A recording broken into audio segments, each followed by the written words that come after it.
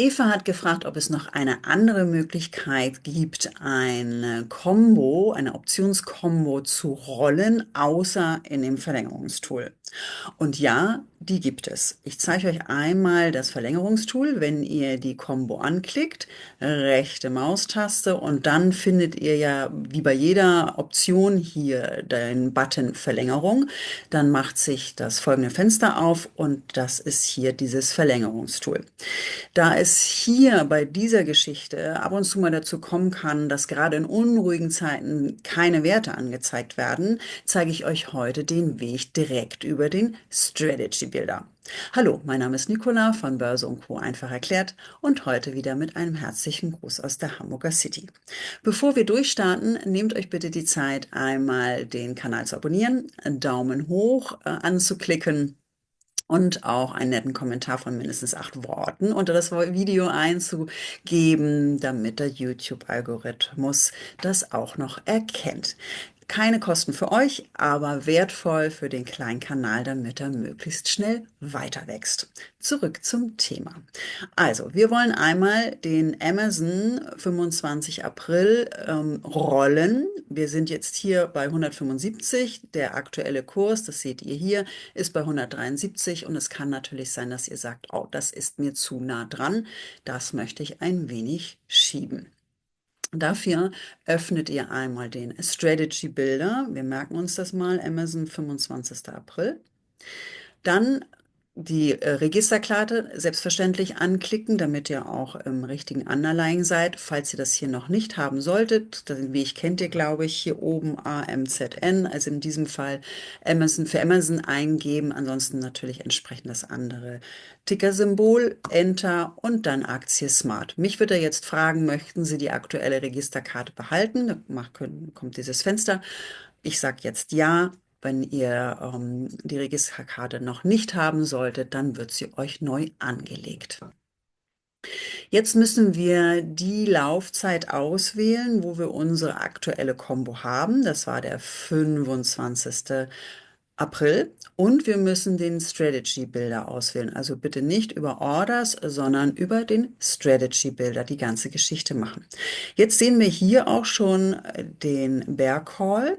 Einmal hier bei 175 den verkauften Call. Verkauft ist immer -1, also Minus und dann rot hinterlegt und grün hinterlegt und ohne das Minus ist dann der gekaufte Call in diesem Fall bei 180. Das heißt, wir haben jetzt den verkauften, den müssen wir jetzt einmal zurückkaufen, weil es ist ja immer so, wenn wir etwas rollen, dass wir die eine Position schließen, also die Gegenposition jeweils und dann wieder neu öffnen. Also hier, wie gesagt, verkauft. Da müssen wir dann einmal kaufen. Das seht ihr auch hier in der Briefkursspalte.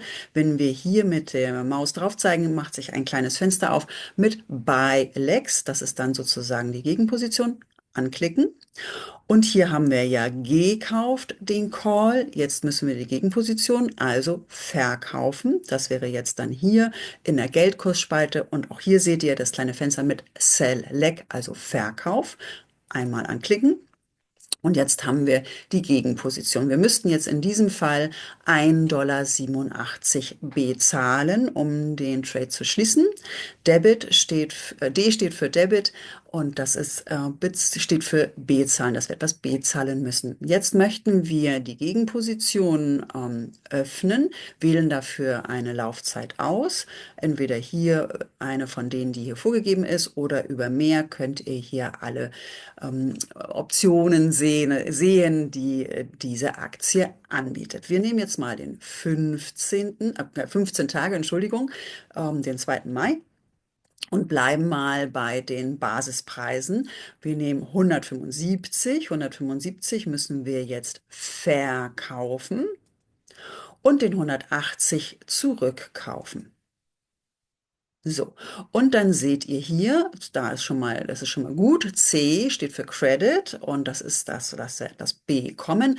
Ist in diesem Fall nicht viel, aber wir haben die Option um ein paar Tage nach hinten gerollt. Wir haben uns also ein wenig Luft verschafft und bekommen sogar noch etwas dafür. Wir klicken das an, gehen auf Übermitteln und dann sehen wir auch nochmal das Ganze hier schriftlich festgehalten. Also, wir kaufen den 175er zurück, wir verkaufen den 180er und dann verkaufen wir den 175er und kaufen den 180er Call. Insgesamt also $35, 0,35 mal 100, weil 100er Kontrakt, eine Option, minus dann die Provision an den Broker, bleiben noch 30,84, die wir bekommen. Es ist jetzt nicht die Welt, aber immerhin haben wir nichts draufgezahlt und wie gesagt uns ein bisschen Luft verschafft. Jetzt können wir auf Übermitteln gehen. Ich weiß jetzt nicht, ob es ausgeführt wird, weil es hier im Paper Trading ist. Ich gehe jetzt hier einmal auf Market. Bitte nicht nachmachen. Das machen wir nur, damit es hier jetzt etwas schneller geht. Aber auch das funktioniert jetzt. Order ausgeführt. Doch schon relativ schnell. Ihr habt einmal das akustische Signal gehört und hier auch unten rechts dann das nochmal schriftlich. Jetzt seht ihr auch hier, dass ihr das ähm, nochmal schriftlich sozusagen in eurem Portfolio, dass das geklappt hat. Jetzt zeige ich euch das nochmal auf der Bullput-Seite. Das ist jetzt in diesem Fall der SPY, 21. April. Wir gehen wieder in den Strategy Builder, wählen den SPY aus.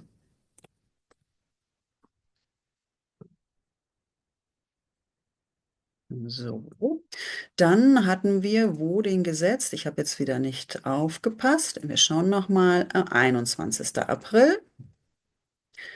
21. April ist im Moment hinten. Da ist er. So, wieder dran denken, erst das Underlying auswählen, dann hier den Strategy Builder anklicken, dann das Datum, wo die aktuelle Combo ist. Und das seht ihr jetzt auch hier wieder -1 rot hinterlegt, das ist die verkaufte Position, +1 oder neutral 1 mit grün hinterlegt ist die gekaufte Position. Hier müssen wir wieder das entsprechende Gegenstück auswählen, also hier verkauft, also müssen wir jetzt hier kaufen, Buy Leg in der Briefkursspalte und hier verkaufen, also in der Geldkursspalte für und Sell Leg. Jetzt haben wir schon mal das. Wir würden jetzt sogar hier noch was bekommen, erstaunlicherweise. Wir gehen jetzt aber einmal ein paar Tage weiter. Wir nehmen jetzt mal den 25. Dann 524, wir nehmen mal die gleichen Strikes, 524 Sell und 519 Buy. So, und würden jetzt hier bekommen 34, übermitteln das Ganze und dann haben wir das genauso stehen, wie es vorhin auch war, nur in diesem Fall auf der Put-Seite. Also wir kaufen den 524er, wir verkaufen den 590er, wir verkaufen den 524er und kaufen den 519er. Der einzige Unterschied ist jetzt hier, das ist der 21. April und das ist der 25. April. Genau das gleiche hier, 34 Cent mal 100 sind 34, die wir noch bekommen, $34. Wir übermitteln das Ganze und gehen hier auch nochmal wieder auf Market, nur zu Demonstrationszwecken. Order ausgeführt. Da ging es jetzt tatsächlich ein bisschen schneller und dann seht ihr im Portfolio, dass beide tatsächlich hier sind. Das war's für heute. Ich wünsche euch einen tollen Abend und bis zum nächsten Video. Passt auf euch auf und auch auf euer Geld. Ciao.